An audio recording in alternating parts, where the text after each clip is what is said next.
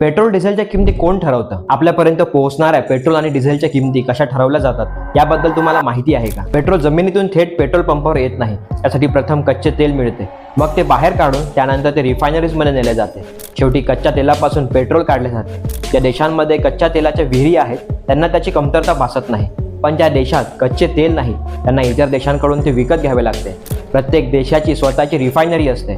भारतात 23 रिफायनरीज आहेत. आंतरराष्ट्रीय बाजारातून कच्चे तेल विकत घेऊन त्या रिफायनरीजमध्ये आणून त्यांच्यापासून पेट्रोल बनवले जाते.